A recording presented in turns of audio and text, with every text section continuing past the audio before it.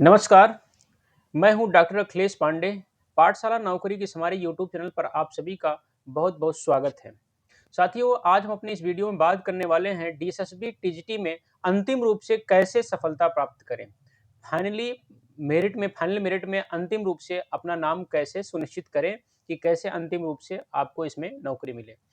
साथियों, अभी DSSB TGT 2025 की वैकेंसी आई है जिसमें टोटल 5346 पद हैं जिनके 9 अक्टूबर से फॉर्म भरे जा रहे हैं। अगले 7 नवंबर तक फॉर्म भरे जाएंगे। साथियों, इसका क्या सिलेबस होता है, कैसे इसके जो है कौन-कौन लोग फॉर्म भर सकते हैं, इसकी एक अलग हम वीडियो बनाएँगे। आज हम सिर्फ बात करने वाले हैं कि कम समय में कैसे जो है आप एक बेहतर रणनीति बना करके डीएसएसबी में, टीजीटी में नौकरी पा सकते हैं। जब हम बोल रहे हैं कम समय में, इसका आपके मन में आएगा अभी तो वैकेंसी आई है, इतना जल्दी क्या है? तो साथियों, एक बात को हम आपको ध्यान कराना चाहते हैं कि डीएसएसबी आजकल बड़ी तेज़ी से अपनी वैकेंसीज़ को लेकर के काम कर रही है। बहुत जल्दी से फास्ट मोड पे परीक्षाएँ हो रही हैं, उसके आंसर की आ रहे हैं, उसकी आपत्ति ली जा रही है, उसके रिजल्ट आ रहे हैं। तो ऐसे में जो टीजीटी 2025 की वैकेंसी आई है, तो इसके लिए बहुत ज़्यादा पर्याप्त समय आपको मिलने वाला नहीं है। अभी से यदि आप बेहतर रणनीति बना के पढ़ना शुरू कर देंगे, तभी आप अंतिम रूप से सफल हो पाएँगे। क्या पढ़ना है, कौन-सी पुस्तकें पढ़नी है, किस विषय में, उसको लेकर के एक अलग वीडियो बनाएँगे। आज हम बात करने वाले हैं डीएसएसबी का जो एग्ज़ाम का पैटर्न है, उस पे बात करने वाले हैं। क्या स्ट्रेटजी, क्या अप्रोच आपको अपनानी है। साथियों, डीएसएसबी टीजीटी में टोटल 200 क्वेश्चन आते हैं, जिसमें से 2 सेक्शन 2 पार्ट होते हैं, पार्ट 1, पार्ट 2। पार्ट 1 होता है फर्स्ट पेपर जो जनरल पेपर के नाम से जाना जाता है और पार्ट 2 होता है आपका सब्जेक्टिव पेपर जिसमें 100 क्वेश्चन उसमें होते हैं, 100 इसमें होते हैं।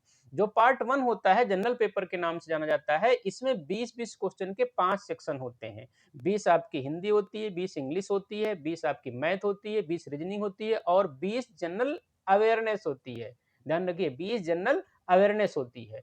अब इन 20-20 में क्या करना है? 20 जो हिंदी होती है वो सामान्य व्याकरण की होती है जिसमें से हर कोई बच्चा जो है 20 में से जो सीरियस है 17, 18, 19 कर ही लेता है। जिसके बहुत अच्छे हैं वो 18, 19, जिसके नॉर्मल है वो 17 के आस-पास रहता है।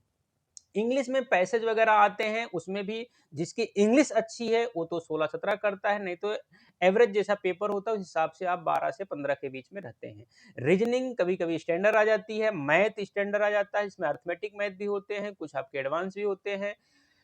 इसके साथ-साथ जनरल अवेयरनेस में सारे चाहे आपके ज्योग्राफी के हों, हिस्ट्री के हों, करंट के हों, कंप्यूटर के हों, टेक्नोलॉजी को इन सबको मिला करके 20 क्वेश्चन पूछता है।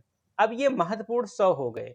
अब अगर आपको डीएसएसबी टीजीटी में जिसको सिलेक्शन लेना है, उसको इस पार्ट 1 में अच्छे नंबर लाने ही होंगे। ध्यान से सुनिए हमारी बात को। पार्ट 1 में अच्छे नंबर आपको लाने ही होंगे। नेगेटिव मार्किंग है 1/4 है यानी 0.25 का, तो 100 में से आपको कितना भी करते-करते आपको इसमें से 60-65 के बीच में रहना ही है। अब आप कहेंगे सर आप हमें तो डरा रहे हैं। ऐसा डरा नहीं रहा हूँ। जो आपका सब्जेक्टिव है 100 में से, उसमें क्या होता है कि इस प्रकार का डीएसएसबी पेपर बनाता है कि लगभग-लगभग हर कोई उतना करीब-करीब हो ही जाता है। तो मेरिट अंतिम रूप से तय करता है आपका फर्स्ट पेपर। अब जैसे मैं हिंदी विषय से हूँ, हिंदी विषय की बातचीत करता हूँ, तो हिंदी विषय का जो सब्जेक्टिव पेपर दूसरा है, पार्ट 2 उस पे बात कर लेता हूँ। उसमें 100 क्वेश्चन आते हैं 100 नंबर के। जिसमें क्या होता है कि 80 क्वेश्चन जो होते हैं आपके हिंदी सब्जेक्ट को, 20 होते हैं टीचिंग पेडागॉजी के। अब जो 80 होता है इसमें आदिकाल, भक्तिकाल, रीतिकाल, आधुनिक काल में चाहे आपके गद्य हो गए, काव्य हो गए, चाहे आपके भारतेंदु युग, द्विवेदी युग, प्रसाद, प्रगतिवाद, प्रयोगवाद, सबसे थोड़े-थोड़े क्वेश्चन रहते हैं। लेकिन डीएसएसबी का जो अभी पैटर्न पकड़ा हुआ है, वो क्या करता है किसी एक सेक्शन को पकड़ करके हिंदी को वहां से ज्यादा क्वेश्चन पूछ देता है। चाहे निबंध पकड़ लिया, आलोचना पकड़ लिया, कहीं से भी पूछ लिया। इसलिए आपको पूरी तैयारी करनी है। लेकिन साथियों, ध्यान रखना है कि डीएसएसबी टीजीटी में अंतिम रूप से यदि सफल होना है तो आपको फर्स्ट पार्ट 1 में आपको अच्छा करना ही पड़ेगा। बाकी एक अच्छी वीडियो अच्छा डिटेल में बनाऊंगा, फिर से आपके बीच में आऊंगा। कैसे आपको सिलेबस है, कैसे आपको पढ़ना है, कौन सी बुकें पढ़नी है, इसको लेकर के एक दूसरे वीडियो में फिर से आपसे मिलूंगा। तब तक के लिए नमस्कार, धन्यवाद, अपना ख्याल रखिए।